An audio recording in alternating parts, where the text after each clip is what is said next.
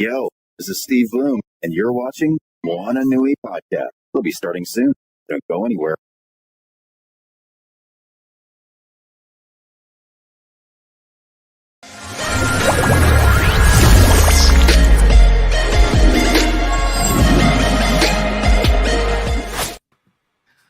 Aloha, everybody. What's going on? Happy Thursday.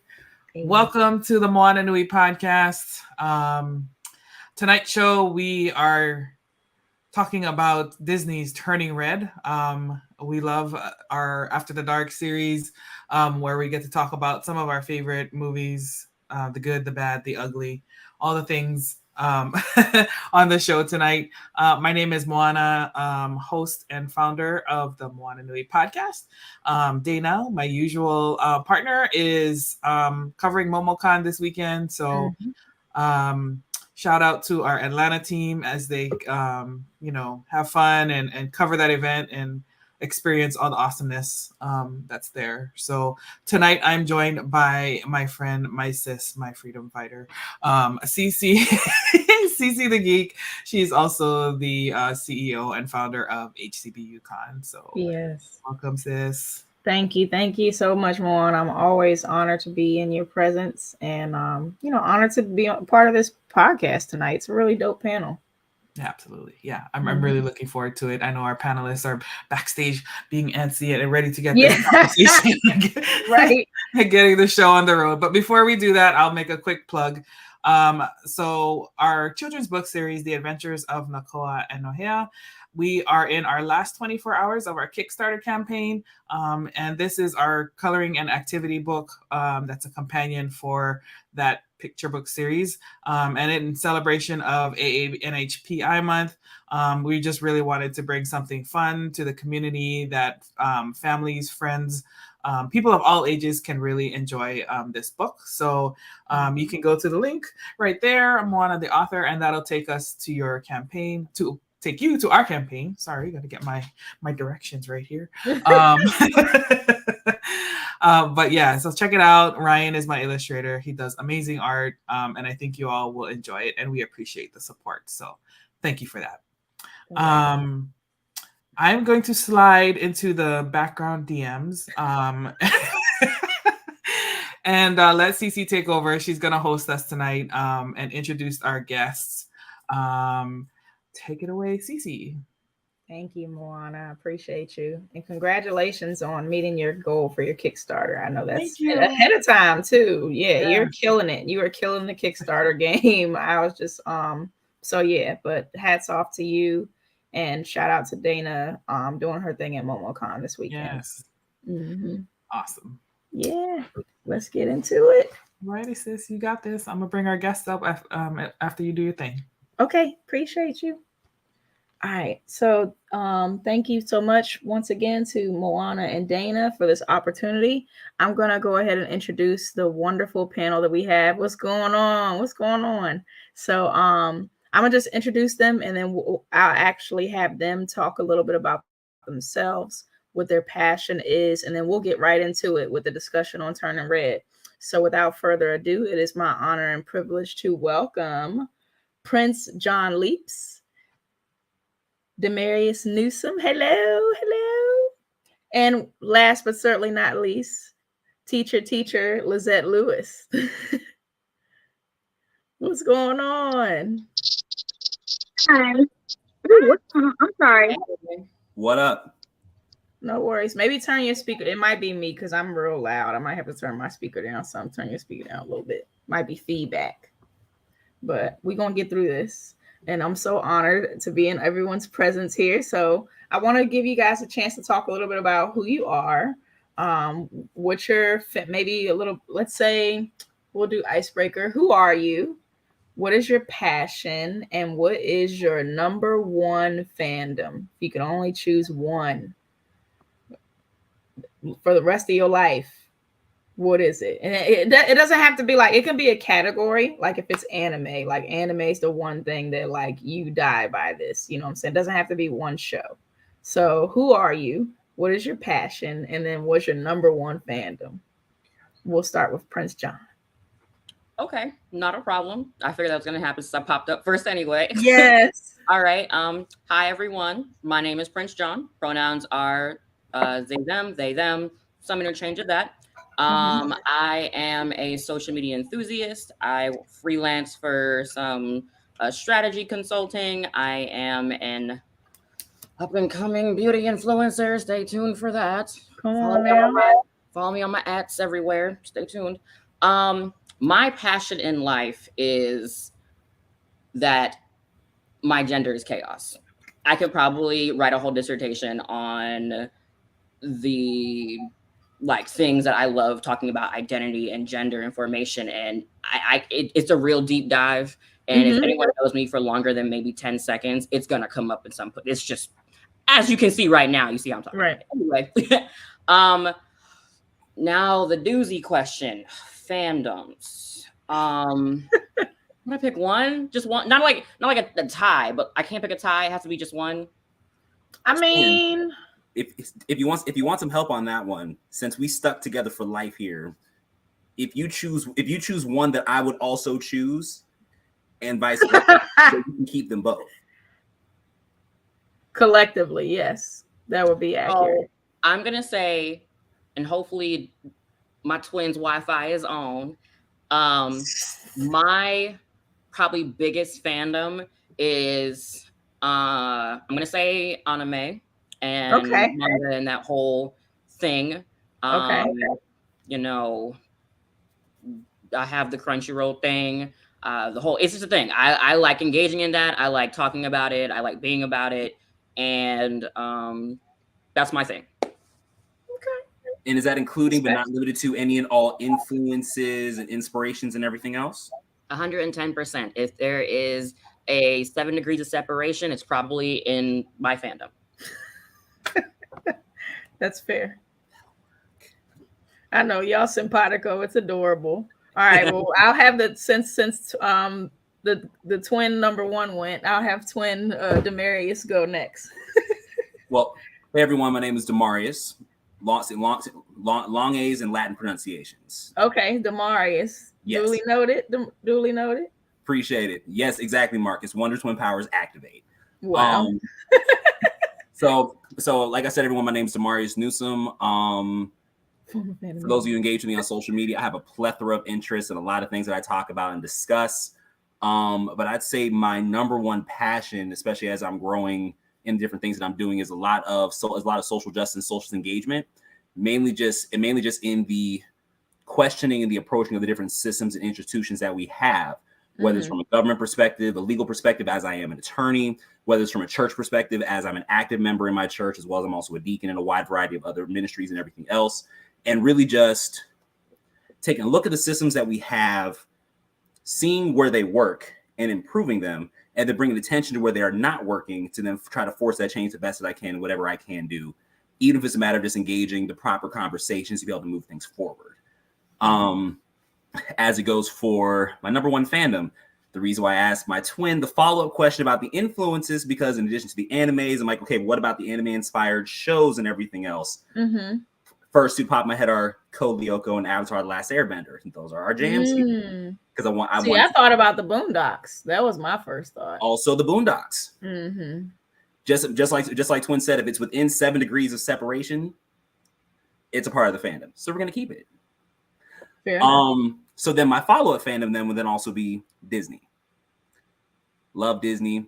I stand by Disney. I love all the different movies, the shows, both the live actions, the animated series, the animated movies, and everything else, because of all the different lessons and everything else we get from them.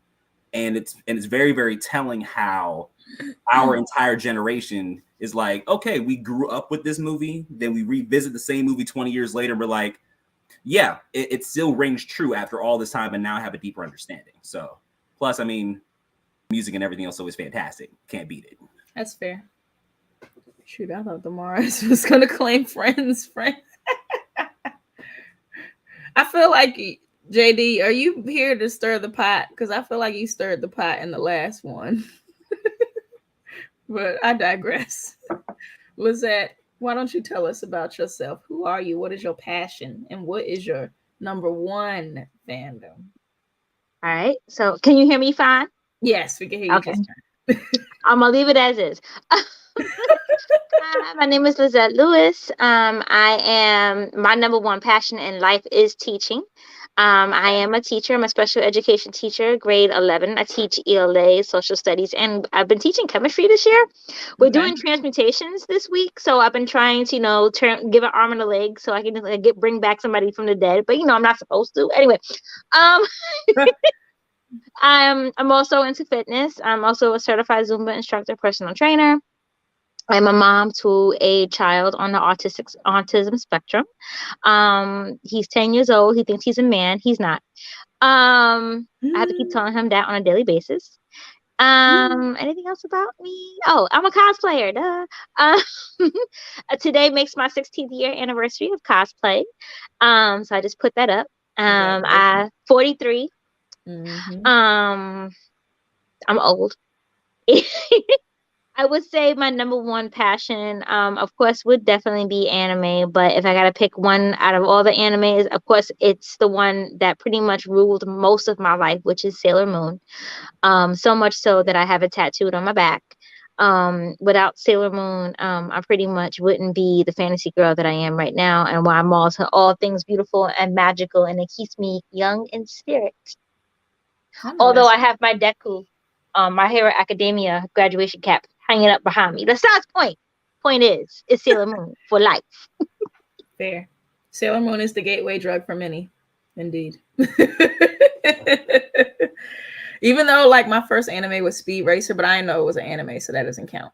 But anyway, let's get into this Turning Red discussion because I really want to get you guys' perspective on the film and how it panned it out, So I guess I know. Thank you for laughing. I appreciate that. I know.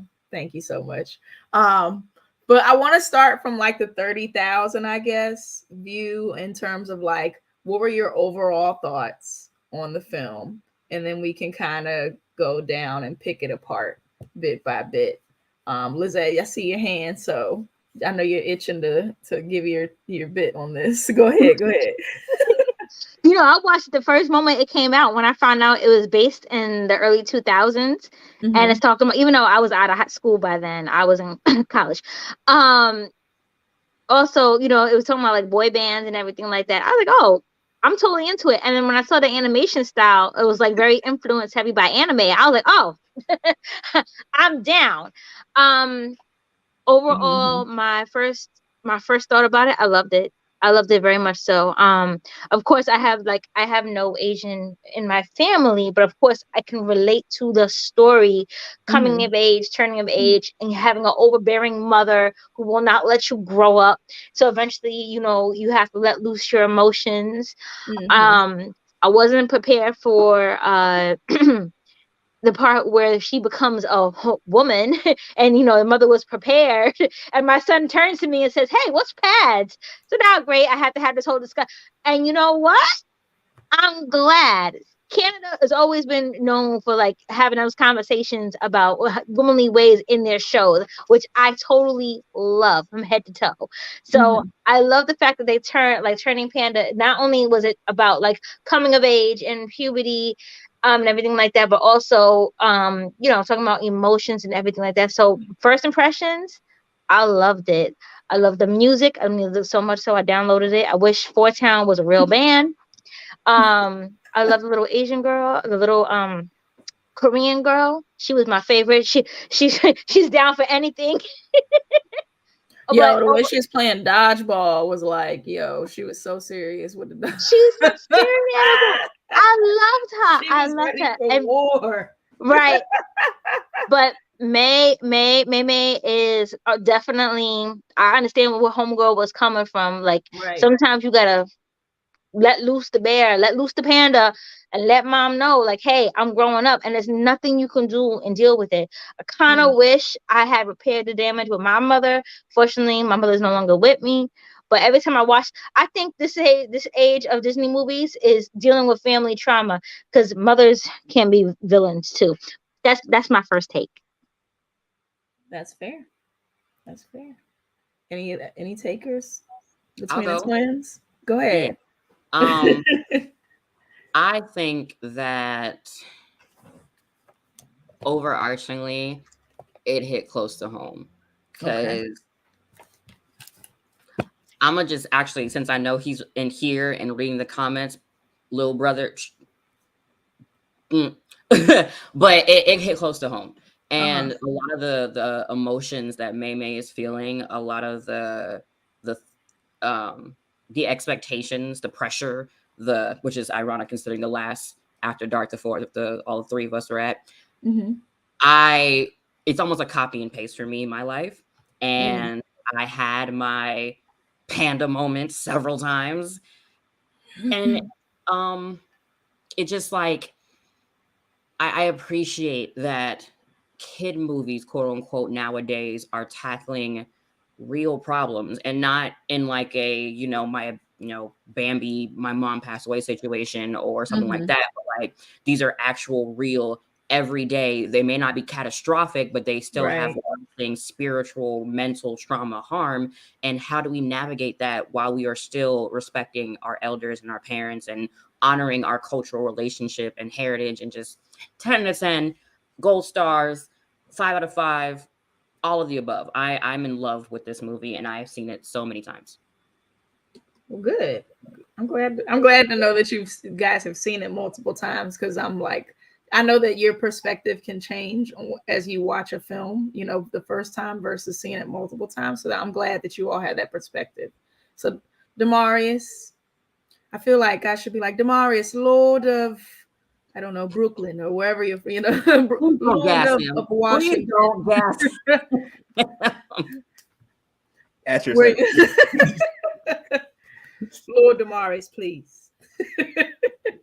So I'd say for me, because I've seen the movie twice. I saw it shortly after it dropped on Disney Plus, and then I just watched it prior to the podcast. But it sits a lot in my mind about, just as Twin was saying, as Lizette was saying, about the trauma and how it happens and where it comes from. But I'll say that the part of the movie, because so I missed it the first time I watched it. The second time I watched it hit me right in my chest. Right at the very beginning, when she was talking about her relationship with her family and with her mother and like everything else that she's doing, and she was like, the one line that came that said, if you always choose to honor such and such, you may never honor yourself. And while I was never a 13-year-old girl, I was a 13-year-old teenager nonetheless. I was still a 13-year-old boy. I was a high achieving student. I had a wide and diverse friend group, but there's always that pushback between the person that I was in some spaces versus the person that I had to be necessarily when I was at home, and thinking about doing so solely out of obligation and responsibility.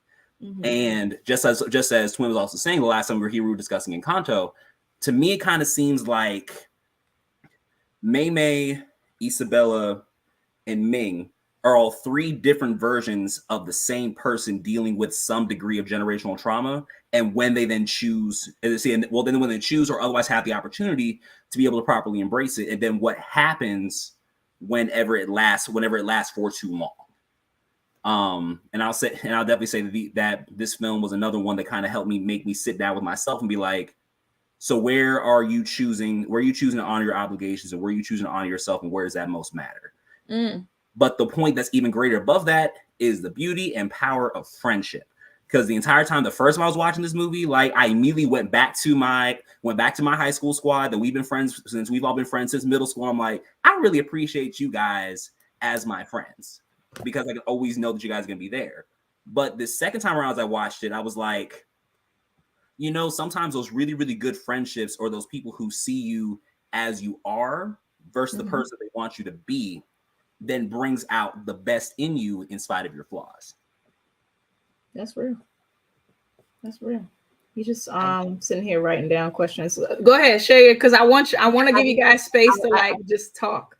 Yeah, I just want to piggyback on that I think of that phrase that people get wrong, that blood's thicker than water, when the actual phrase is the blood of the covenant is stronger than the water of the womb. Yes. And that one's chosen family tends to be much more intimate, deep relationship that actually makes us feel ourselves and feel whole. And then sometimes the people that you share blood with, and while that can be traumatic in its own sense, it doesn't make either relationship invalid.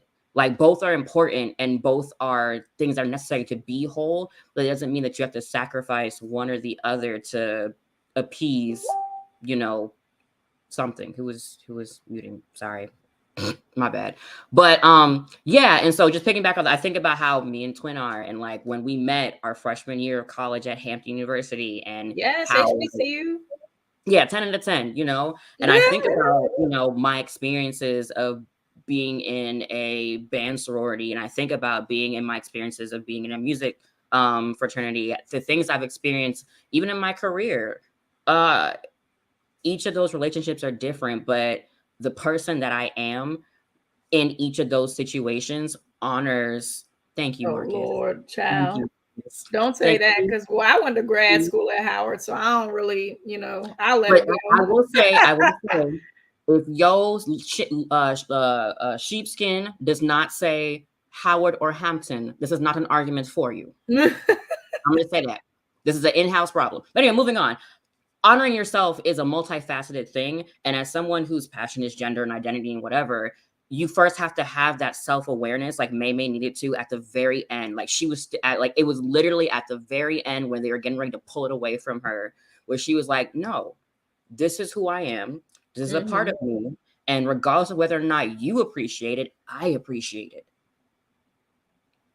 To piggyback on that one also, the other part about that is beautiful is the fact that Mei always knew what the other parts of her were, and then she was choosing to put those in the background. But like I said earlier, it's that affirmation from people who see you as you are that can then help you to better embrace yourself. Because at the very beginning, right before the panda even kicked in, her friends were always constantly affirming her of like, yo, you're putting too much on yourself. You're great as you are. Keep it going. Even when the panda happened, because I don't know about you, but if I pulled up to my homegirl's house, my homeboy's house, and there was a giant furry monster in the room, I don't know if I necessarily would have went in like that. But they immediately said, fam, you're beautiful and you're furry and fluffy. I like this. There was no question about it whatsoever, and that was the affirmation that Mei needed. And I even think about those times where, like, wherever I'm like settling into some kind of self-doubt, or I'm worried about what's going on, I think back to those safe spaces with the people that I know, love, and care about me. And when Mei was going through the panda testing with her mom, and she said, she's like, it's in my happy place, or happy places where her friendship was. Right.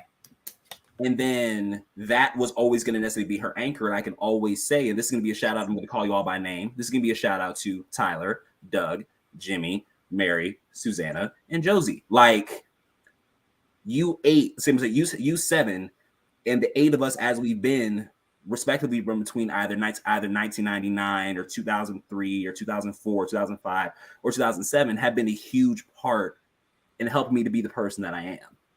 And I appreciate you, because you were among the first sets of people to be like, hey, yo, Demarius is a cool guy. He's here.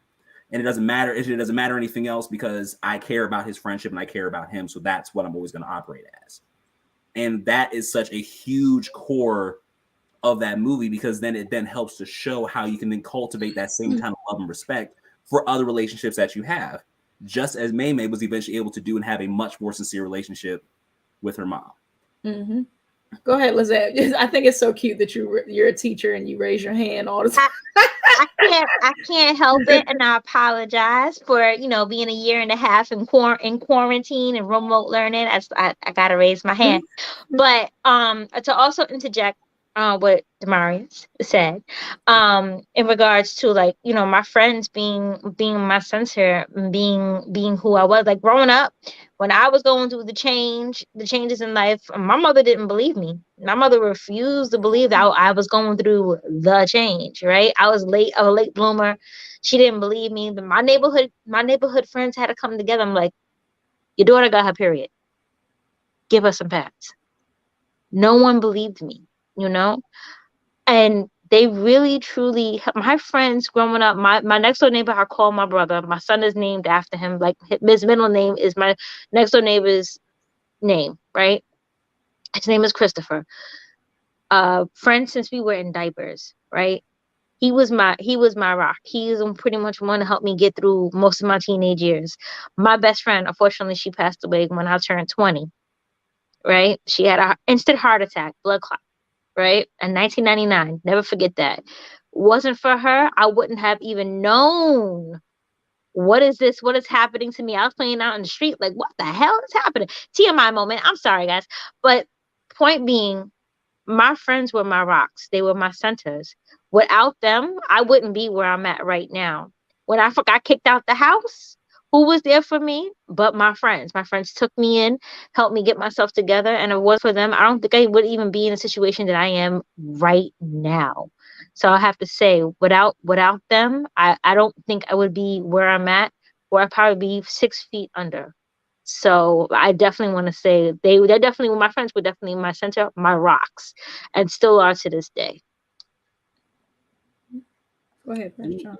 Real quick, I want to challenge when you say TMI about talking about menstruation, because that's almost the entire point of the movie, is shying away and breaking those traditions of things that we just know and we habitually do, and not questioning why that is, because the movie's literally about a metaphor of getting your period.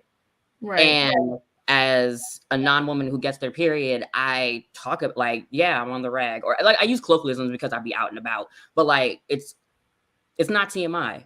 We all know it happens. If you have a uterus, it happens. It is what it is. And it's almost like I when you said it, I was just like, I have to say something, because it's just like it's not TMI. Like, you know, you already had introduced the topic of this is what's going to be talking about. So when you say TMI, it's like, no, it's actually quite literally the point of this entire podcast tonight. And you were absolutely right. I don't know. It's still a bad habit of saying, you know, because people are like, oh, why are you telling everybody? Like, I don't know if oh Lord, if Cece, I don't know if you've been like following what's been going on since March. Like, I had a blood clot in my leg. Found out I had blood clots in my lungs, right? Oh, I've been putting it out there in the universe, and because of that, I had to stop my birth control, and because of that, now I have my periods have gotten super heavy. Oh yeah. But nobody is sitting there and like no one's been yelling at me like, you sharing way too much information. And the only reason why I'm sharing this is because like now I'm going and ready to go through the next change, which is I'm about to get a hysterectomy. Because I just can't deal with it anymore. But you're absolutely right. It is not TMI. It is a part of life. And since everything that's been happening to me in my life, and since this movie really has come out, like I said, my son turned to me and said, what are pads? I said, well, we're going to have this conversation right now, aren't we? And I turned around and like my sister was mortified. And I said, listen, like, and my sister like grew up, like she was more close to my mom than I was. So my mom was very sheltered, like, oh, I didn't know the name of my vagina until high school. Okay. No, my son doesn't know what a penis is, testicles, vagina, breast. He knows all of that. He's 10. I've taught him since he was, because I didn't want nothing to happen to him. Point being, when he asked me about the pads and everything like that, I said, well, you know, when mommy goes to the bathroom and you see the blood, because listen, I've dragged my child with me when my period places. Okay, sorry, not sorry, right? And he was like, oh yeah, I know. And I said, okay, well, once a month, a woman goes through that and they wear pads in order to, you know, make sure they stay clean. He said, oh, okay. Well, that makes sense. And he went about his business. And go about his day. Right. Listen, my Carrie already knows where babies come from. I wouldn't tell him. The child went on YouTube and figured it out for himself. He said the tadpoles go into the eggs that are inside the ladies after they have sex, and that's where 9 months later a baby comes out. I'm like, and it's just that, and that's almost definitely the element of the movie, because Mei, when she's freaking out, it's like, oh my God, my life is over. And her dad accidentally says whatever. And she's like, what did you say? Right. Mei was never prepared for any of this. And I almost like, it's definitely, this movie talks about and touches on, if we would stop shying away from the things that we're scared of or things that is inappropriate, our kids might potentially be able to be better prepared and therefore not have to be, trauma should not be a rite of passage. Like outside of like some type of religious or spiritual or whatever, like indigenous culture, like everyone has their own definition of trauma. But like negative coping cycle trauma should not be a rite of passage, which basically, again, the entire point of the movie. Right. Just like we should normalize things on a regular basis. And like I said, my son is 10. He may be on the spectrum, but he understands life. And I'm like, oh, Right. as long as you understand that so far, you on the right path. Go ahead. Right. Go ahead, Demarius. So, in my unwashed male opinion about this particular movie, I can actually say that I learned more about what a relationship with this part of life is from this film than I ever have at any other point in life at all. And I can be completely honest because biologically, I have a quote unquote understanding of what it is. So an academic understanding. An academic understanding, but no kind of personal understanding of what it could be. One, because it's not going to ever be my experience. But growing up, whether it's in my household or whether it's at school or anything else, this was something that was never talked about, or something that was shied away from, or something that was demonized for simply being what it was. Mm-hmm.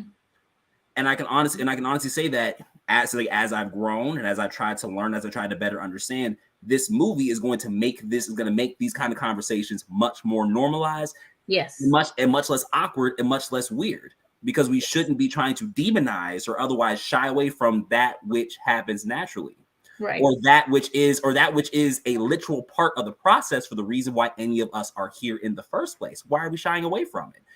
And number two, bodily autonomy, and let it be what it is. And that's all I'm going to say. The fact that they literally tried to fight Mei to avoid going to I'm keeping it. And they're like, what? And you know what? Now that I think about it, considering that a period is a unfertilized, not child, whatever, body, whatever, and she's saying, I'm keeping it. Going a step further, it could be an allegory for teen pregnancy too, or even just any type of pregnancy. Like, I'm keeping it. And the entire film's like, no, you're ruining your life. It's that person's decision if they want to keep it. So talk about it. You touched on it. 20, and considering, I apologize in advance if it gets a little political, but as a non-binary person with a uterus, and it's a whole thing for me. You apologize? Do you know what podcast you're on? Because I know this could be a story. Considering it's fine. You got the right one. You better talk about it. Considering the current climate of things and how, like, I literally boo-hooed and sobbed when the Roe v. Wade thing was hinted at on Twitter. Like, I got the notification as like a big like bloop, and I was like, excuse me. And I'm doing a deep dive, and I'm on Twitter, and I'm going through threads and threads and threads, and I had a whole panic attack because one of my personal fears as a uterus haver who is literally only keeping my uterus because I want children, and I know I'm not ready. So when those little oopses happen, they immediately get ousted. Like, this concept is terrifying for me. Not having bodily autonomy is terrifying for me. It's one thing to experience that as a cis woman when I was younger, but now as a non-binary uterus haver, oh my God, like the things that people are saying as if they have an ounce of a decision-making capability over what I do with my body that I have to pay for, that my insurance may not cover. So this movie with Twin talking about bodily autonomy, I didn't even think about it till literally just now. And I'm like, holy crap, absolutely. Yep. Mei wanted to live her gosh darn life. And as a trans person who takes testosterone injections, that's absolutely what I want to do. And I got to fight for that too. I got to fight to be a trans person who wants to have a baby. And you know, we'll just go ahead and push it a step further, because when I heard about the Roe v. Wade decision unraveling, not only did my legal mind go all the way down the rabbit hole, and we are not making this kind of a discussion right now, but my concern immediately went to my grandmothers, my sisters, my aunties, my cousins. What do you mean? Friends. You're thinking about somebody other than yourself.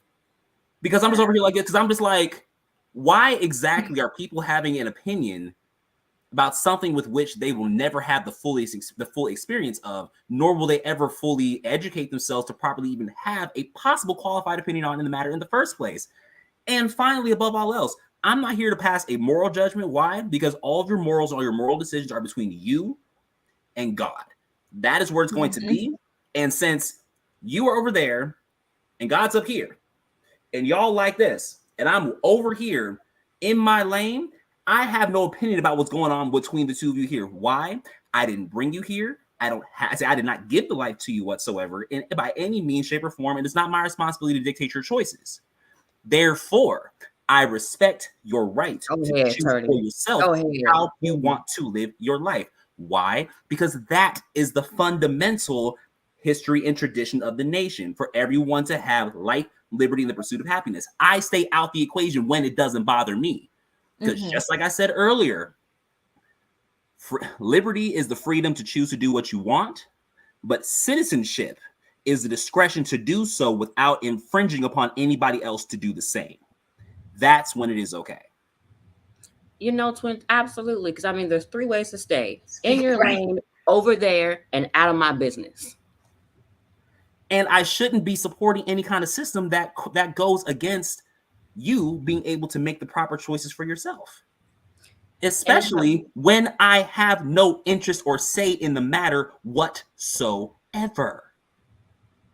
I just want to piggyback off of that, being that, again, I teach 11th grade ELA, right? One of the final things that my students are doing right now, currently during this, for the last couple of weeks, because New York City, we don't end school till June 28th. Anyway, yeah, I'm tired. Anyway, my students were writing and giving presentations on social justice issues. And one of my students picked abortion, and two of my students picked abortion, right? They both feel the same way, that it's a woman's right. Nobody has to say anything like that. So they asked me my opinion, and I told them, I'm gonna be straight up. And it's just like what Prince John had said in regards to, like, when Mei said that she wanted to keep her panda.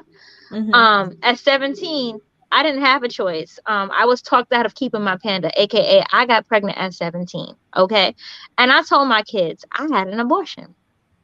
I have no problem with that. Now, that was my choice. Growing up Catholic, I had a hard time in dealing with it, and coming to terms with it and everything like that. But, I feel like it was for the best choice, because now I got the little boy that I was always supposed to have, right? My point being, I told them that, I said, but some people feel they have this need to tell women what to do with their bodies. So one of the girls said, so what do we say about that? So I said, you know what you said? And I said it nice and loud for everyone to hear: stay out of my uterus. It is nobody's business but yours. And so tomorrow, one of the presentations is going to be a Socratic seminar. And I've seen the questions that my student is going to be presenting to the class, and it's going to be a tough conversation. It's going to make some of the boys in the class squirm, and I want them to. Good. Let's normalize this. Like, this is a conversation, and I'm glad these kids are understanding, like, what is going on. And when they did the research, they were like they didn't know outside of New York City, out of New York State, there are states where literally are like, if you get pregnant, you get raped, and trigger warning, sorry, I apologize. Anything like that the state will arrest the woman if she tries to get rid of the child. And it's crazy. Go ahead. I'm sorry. No, but I'll let you go, because and when you said about, people talking and telling you what to do, one thing that I think is a topic that constantly is reoccurring in the movie, and it's like this whole conversation really, is that honoring the love that the people who care for you have for you doesn't necessarily mean that it absolves. And I think I said this on the last thing too: the love you have for me doesn't absolve the harm that you caused me. And you can want the best for me, and you can have all these ideas of who I am and my potential, but I need you to not be obsessed with the fan fiction version of myself, but I need you to be obsessed with the canon version of myself. We're going to be a little nerdy for a moment. And that requires some deep diving. That requires some hard conversations. That requires actually understanding what the heck you are engaging in. You really not exactly. Like, you can't sit there and say you love someone as much as you claim you do, and you're literally causing them pain, even if they're not telling you. You cannot, in good conscience, in good faith, regardless of what religion you are, spirituality, creed, culture, hair, I don't care. If you are actively causing harm to someone, your love does not mean that you don't have to take accountability. Correct. If you sit there and say, but I love you, that doesn't mean crap. Because I'm a trigger warning, domestic violence victims heard I love you often and still got beat up and still got hurt and still were assaulted. So that's an extreme example, but physical pain is just as valid as emotional pain. It's just as valid as spiritual pain. Like, it's all pain. Love doesn't stop the pain. I'm sorry. If you stab me in the chest and say, I love you, damn, rethink that. To pick up on this one, because this got serious. I'm so sorry. It's okay because what is this? The point of the movie. Because the movie also talks about the generational trauma that's already been happening and occurring since way back when with Sun Yi. Because if we look into the movie and we hear about the legend of Sun Yi and how Sun Yi called upon the spirit of the panda and she became a red panda and she passed it on to her daughters as a gift and as a blessing, also to protect them. That was the original purpose. Then Ming said, but eventually our family decided on a new way, and now we're doing something different. I can't help but think that something similar to what happened between Mei's mom and Mei's grandma is what forced that change.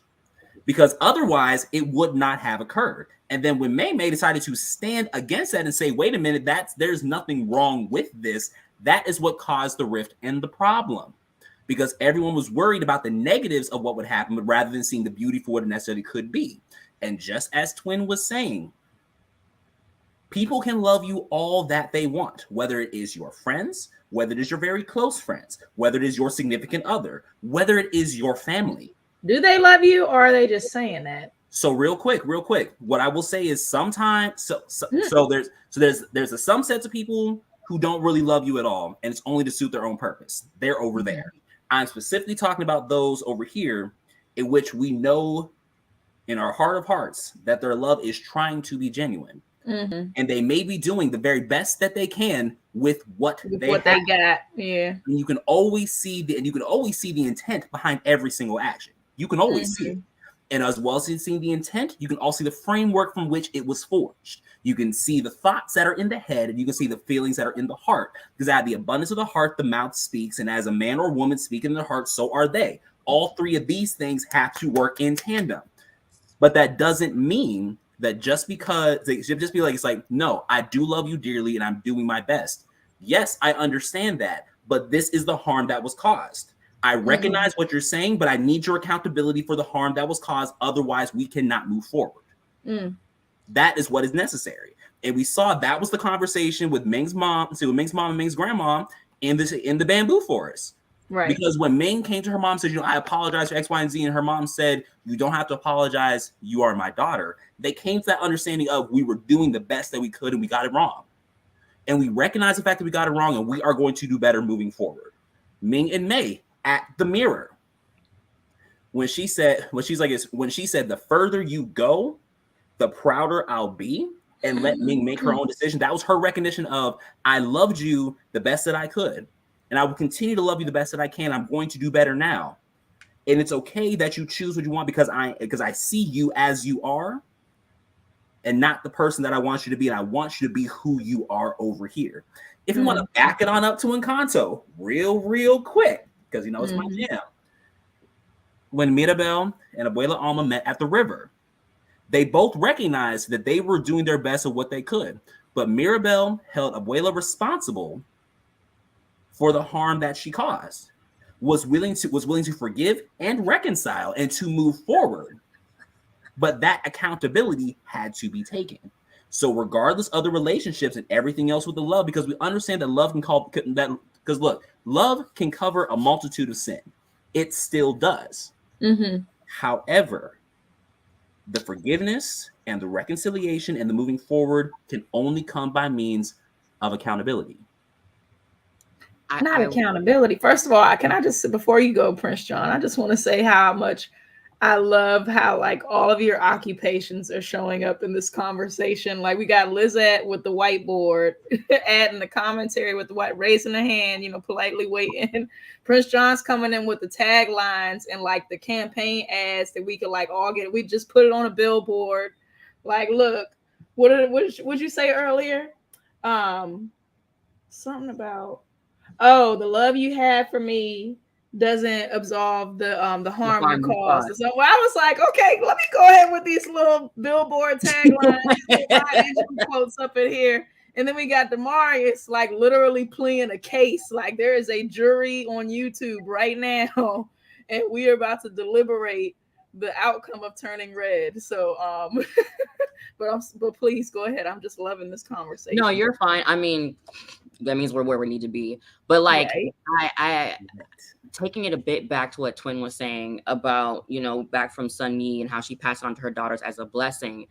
I almost question how a generational blessing became a generational curse, in that Sun Yi requested and prayed for to be turned into or have the ability to turn into a red panda because of the circumstances at the time. Mm-hmm. But when you pass on a blessing or a gift to the next generation, but they don't have the same circumstances, the same context, the same emotion of the time of the blessing, it's going to get diluted, and it's like a really bad game of telephone that goes on for centuries. And if it's one thing that I think people of color, Black people, and specifically, I'm going to say Black people, that's one kind, but I personally, from watching movies like this, talking and having discussions about them on Twitter and social media and stuff like that, it's something that's prevalent for us. Mm-hmm. We pass on our stories because we are in an oratory type culture across the board, just being non-white, because, our stories were literally like robbed from us. But like, we don't, and we can literally not put them in the same context. Like, as much as I may personally talk to someone about what it means for me to be non-binary or what my journey is, it will never, ever, ever, ever 110% click. And when I choose to raise my children as genderless or whatever until they tell me otherwise, it will never, ever, ever fully click for them until I get to that moment. And the same type of blessing. If you pass on wealth, money, finances, or whatever, those trust fund babies tend to be poor managers of their money because the context is not there. Mm-hmm. If you just give it to them and don't provide context, it either becomes a curse or it becomes destruction, which is what ended up happening with Ming. I think Ming was that, I hate to say it this way, the comeuppance of generations of passing on a blessing or a curse or a gift and not providing the proper context. Like, honoring our ancestors and honoring our elders. Why are we doing this? If it's just, that's what we've always done, that's not a good response. At all. It's just not. There has to be a reason. If it's not because they pass down wisdom or because they are the foundation, or like people who go through the ancestry thing or doing the African ancestry, or, getting the DNA with the saliva. Right.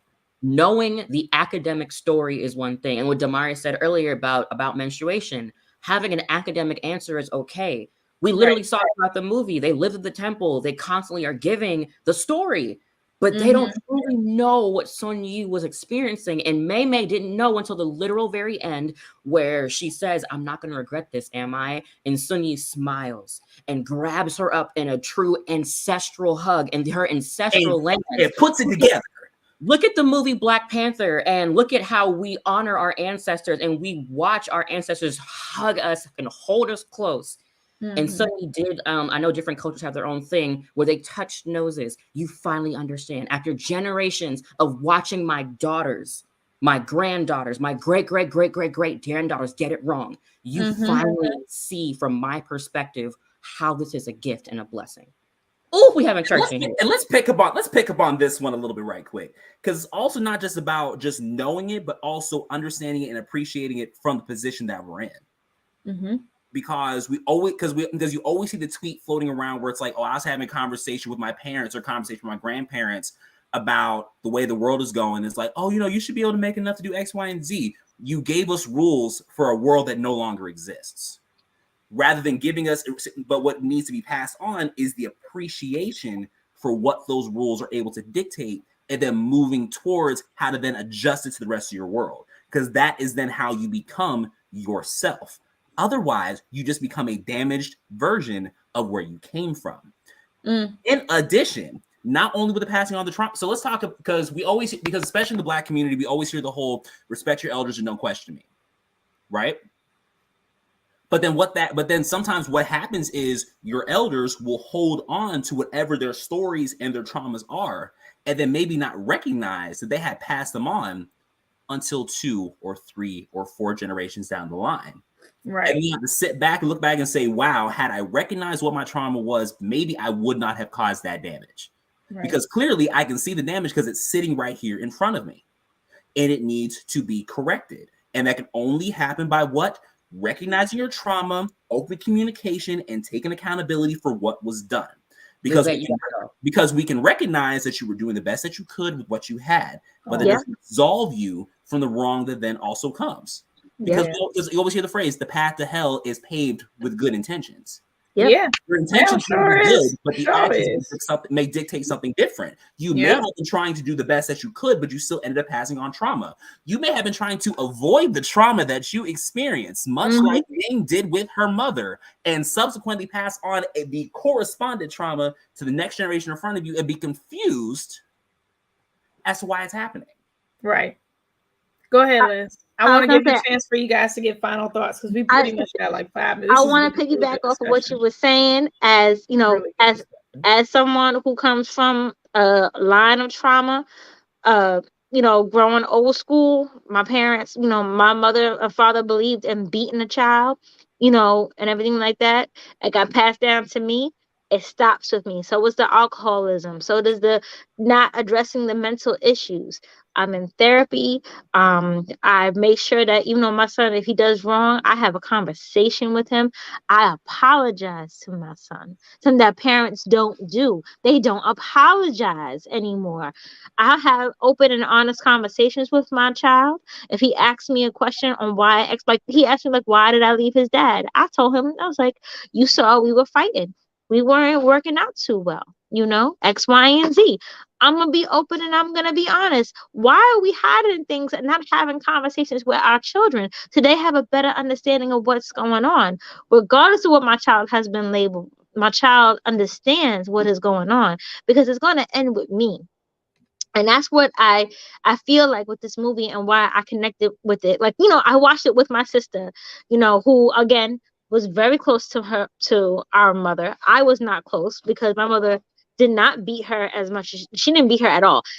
I took the brunt of the beatings because I questioned everything growing up. Like, why are we doing this? And you know, one of the things is you don't question your elders. You know what I'm saying? So my sister took everything to heart. And you know, I just turned to her and I said, you know, we need to have these conversations and we need to be open and honest. And I think that's why I have such a great rapport with my students as well, because I don't sugarcoat anything for them. I tell them the harsh realities of what it was growing up, especially here in New York City in the 90s and in the early 2000s. We got to have these conversations. And I plan on having those conversations with my son. His father is still hesitant about having the birds and the bees talk. I said, your son already knows what sex is and where it comes from. So you can stop that right there. Okay, that's number one. Number two, we will sit down and we will have the talk because God, I do not want my son to be another statistic out on the street. And when I get my son for this weekend, I'm going to sit him down and I'm going to have a conversation with him about all these school shootings. Because why? He needs to know. He needs to know why we have lockdown drills. We don't have gun control laws, but we have lockdown drills. You know? I'm going to have these conversations with my son. I need to have an open and honest dialogue. Communication is the key. And this is where I think, and I truly believe, where we can stop a lot of the family trauma that we pass down from generation to generation. Is like, it's got to stop somewhere and come to recognize we need to have these conversations and have open communications with our children. Yeah. Let's pick up on this one right quick. And I'm going to pivot slightly from the Turning Red and I'm going to roll over here to the Legend of Korra real quick. Oh, your number one fandom? The one you should have said that I thought you were going to say that you didn't say? That's why I asked the question of when you say anime, I said, do you have anime influences? Because we agree that Avatar and Legend of Korra are anime influence and within 7 degrees separation of your fandom, correct? Okay. Look, you mad? Oh Thank my you. God, No the further questions publicist anyway. and the lawyer So walk into a bar. we walk into a bar, we order mojitos. That's what happens. And the teacher Can I writes get down. The Cosmo? teacher Can I get takes whiskey notes. sour? Can we not do I don't like mint. Moving forward, continue what you were about to say, but no mint. Okay. We'll pick a different correspondent violence that we can enjoy necessarily together. Let's go axe throwing. I like that. I'm okay with that. We can do the axe throwing and then choose the liquor based violence later on, because that's how it goes. Okay. Anyways, so we see in the legend between the legends of the previous avatars where they are free to go throughout the rest of the world and develop their own journey and be whatever kind of influence for the world they want to be, up until Aang, to where the world is then heading into a space of trauma. And in an attempt to protect him, they drove him away, which then threw the whole world out of balance and out of chaos, and it forced Aang to grow up really, really quickly. Mm-hmm. And in so doing, we see the trauma that was then imposed upon him, then translated to Bumi. A non-bender. Aang being the last of his kind. Then you have Kaya, his next one. Oh no, she's a waterbender. She's not necessarily of my kind. Completely forgetting that she's then the next waterbender to come from the Southern Water Tribe, and therefore no longer alone. But we'll leave that by itself. And then you have Tenzin, where he placed all of that pressure upon him, saying, "You are my golden child." And you see how the sibling relationships break down. But let's go over here to Korra, because in Korra, we find out she's the Avatar early, and then we find out in season 2 and in season 3, the Red Lotus were trying to kidnap her, and therefore they kept her in the home, only as a means to protect her.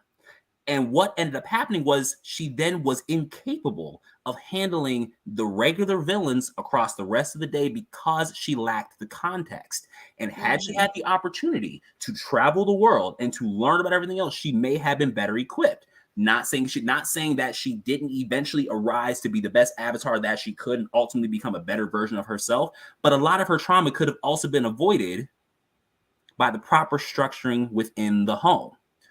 The headstrongness, we're gonna put that over there, because she had to get that one together. That was her own personal choice. But the separation of her from the rest of the 4 nations and her private school education as the literal leader of the world and sole spiritual guru is what made it difficult. And it was because of Korra that she then broke generations of trauma to put everything back together, including the reunion between man and spirit that was once separated by one. Korra is a literal breaker of generational curses for her family, for her tribe, for her world, and for her lineage. That all could have been avoided if the proper stories and lessons were passed on down. We see the same thing in Encanto. We see the same thing in The Lion King. We see the same thing in what other movies am I going to start rolling through? Whoa, Moana. We see the same thing in Moana. This is on the Moana Nui Podcast, because you had the series of people who traveled and they settled, and then all of a sudden bad stuff started happening. They said, we're going to shut ourselves off. And you had the one individual who was willing to push the boundary that then put everything else back in order.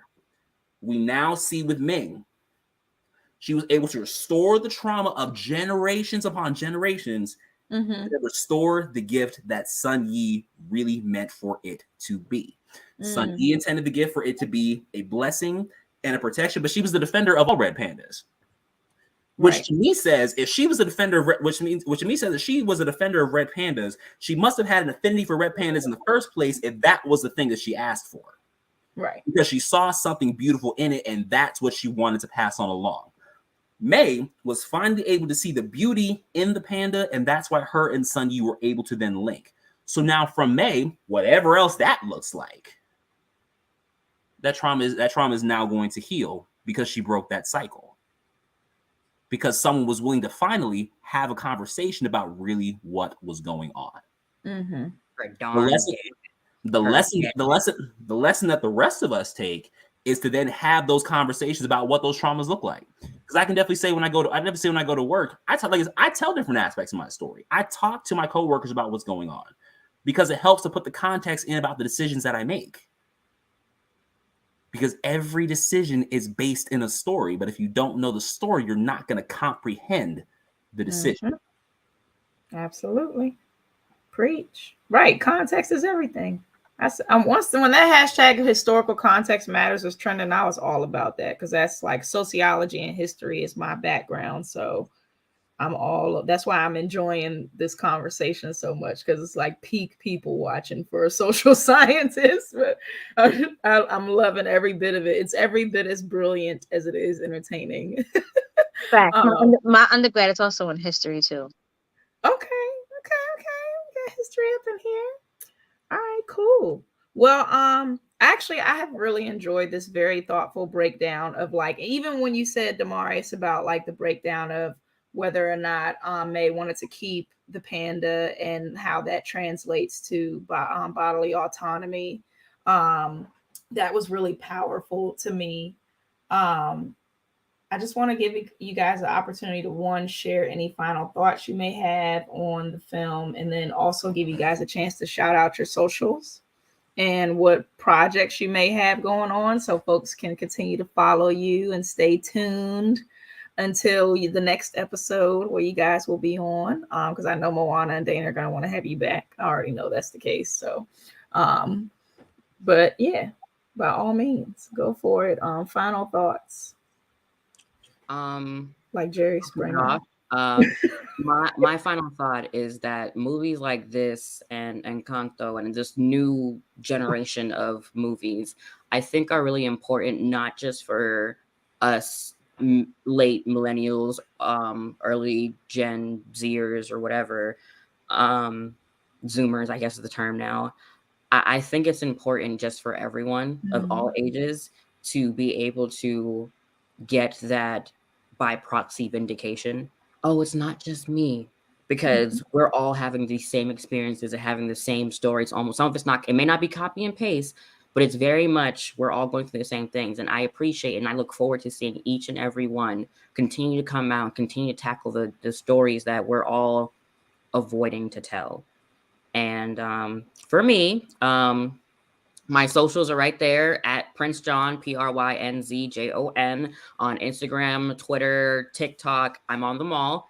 Projects coming out. I'm going to start doing makeup tutorials and things or whatever because under popular demand. And I haven't officially announced this. I mean, I've been talking about it, but I haven't officially posted this yet. But I am doing a partnership with Merit Beauty, and I'll be reviewing some of their products. And I will be an affiliate, and I will post this on all my socials. You can buy their products. I do get a commission, but please, I will absolutely tell you guys the honest to God truth about how the product is. But it's very much, you know, I have something to do. I'm on the road. I got stuff to do, but I don't have time for a full beat. That's what this product. That's what these products are. Simple, clean, easy, and that's exactly what my tutorials will be for you. Simple, maybe not so clean. Very trust the process, but very easy. I love it. Go ahead, Prince Sean. I love it. All right, who's next? Anybody? Any takers? Will it be the twin or will it be the Liz? I'll go. So my final thought is I'm loving these new Disney movies that are coming out. Any story where it's dealing with generational trauma and real life situations. So I hope Disney continues doing it, make everyone mad. Personally, I don't care. I'm like, these are the stories that need to be told. I know a lot of people who didn't like Turning Red and didn't care for Encanto, and I'm looking at them like, you're crazy, because parents definitely can be the villains. Trust me. In any case, overall, Turning Red was a great movie. I really enjoyed watching it with my son, and I love the fact that as he's getting older, he's asking the really important questions, and I am more than happy to sit there and have those conversations with him. You can find me on most of social media platforms: Facebook, Instagram, TikTok, under Sailor Ecstasy with an X. I'm not doing anything big, or over the summer I'll be at BlurCon, probably go to Otakon. I'll definitely be at New York Comic Con. Come up and say hi. I'm trying to run some panels, and I'm trying to, educate the masses and be cute about it. I know that's right. All right, Lord Demarius, bring us home. Lord Demarius, bring us home in your chariot to wait. Oh, he thinking. This might be powerful. Go ahead. I know, right? That's what I'm like. as I'm charting my chariot across the sun. You know, Okay, Apollo. come on now. So I'd say for me, my final thoughts on this movie is that it's important to heal. Because if you can't heal, you won't move forward. It's not a matter of whether you can or a matter of whether you should. You won't. And it's important to embrace all those parts of yourself, regardless, like if it's like your best traits, your worst traits, your clean days, your furry days, because all of that is you and all of that makes you beautiful. Twin, don't do this. I'm trying to have a nice moment. Fix your face. I'm trying to have a nice moment to fix your face. Because ultimately, doing so is then what helps you to tap into who you are and what that means for you. And also at the same time, to not do so alone. Because we always hear folks talking about, oh, I'm moving in silence, though you're making a whole lot of noise. But I've come to find... Right. But I come to find that while it may be wise to move in silence, it's foolish to move without your team. Facts. Say that. Heal yourself, be yourself, move with your team, and flourish. Those are my final thoughts and takeaway from this movie. I'm probably gonna have to watch it again this weekend, and I'll probably go ahead and cry this time. I'll probably go ahead and cry again this time around for something different. Right. His makeup was almost done for. Like I tried to tell you. You gotta get that waterproof. As it goes for my socials, you guys can find me on Facebook and Instagram. It's under both of my names, Demarius Newsome. My Facebook, Demarius spelled that way, no additional apostrophes, capital letters, or anything else. Newsome, the two words, put it together. Social media, us on Instagram, that's gonna be Oh So Fortunate with 3 O's and a FOUR. And then beyond that, I just also want to encourage all of you to take your own journeys and to do what is needed to make this world a better place. I know that's right. Well said. Preach. Well said. Dope. You guys are dope. I'm very honored to have been able to moderate this panel tonight. Thank you all so much. Prince John of Leaps, Lord Demarius, Esquire, and of course, the wonderful, beautiful Miss Lewis. Thank you all so much. Thank you for having us. I'm just so, thank you. And thank you, Moana and Dana. This has been a real treat to just be in the room with such beautiful, smart people. And we'll catch you on the flip side.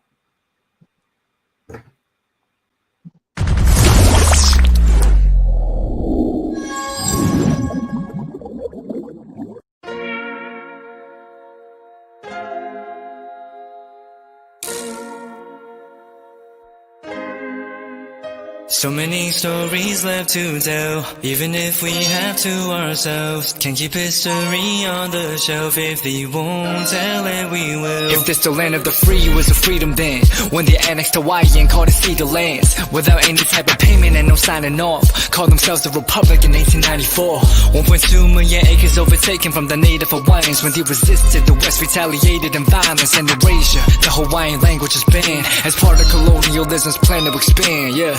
Stuck between a rock and a hard place. Multiple bombings of Kaho'olawe as a part of their ongoing war with Asia. Used it as a place for target practice. No consent or compensation. Colonizers call for annexation.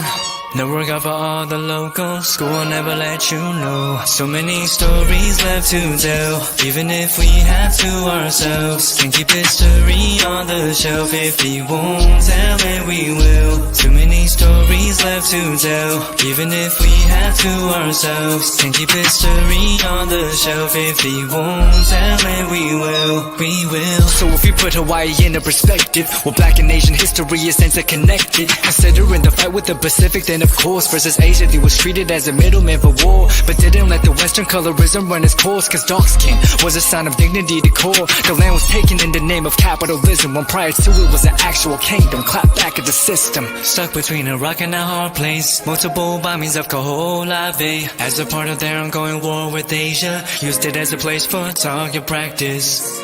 No consent or compensation, colonizers call for annexation.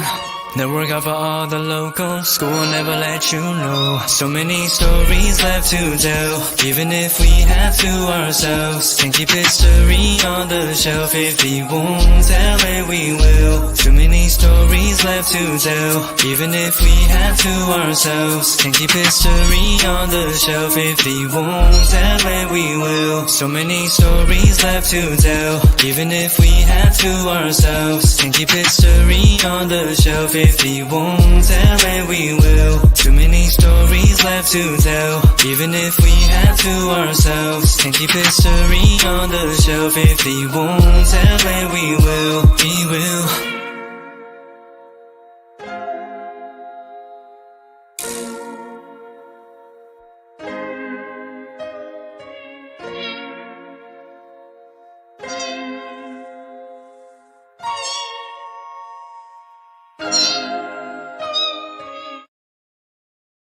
I'm Steve Bloom. I've been a voice actor for more than 30 years, playing characters like Wolverine, Starscream, Tank Dempsey from Call of Duty. With Bloomfox Studios, I've learned so much about myself.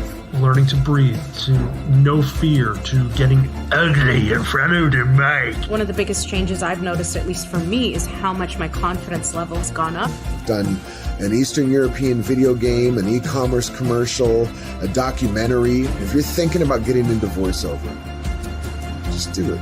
Jump in.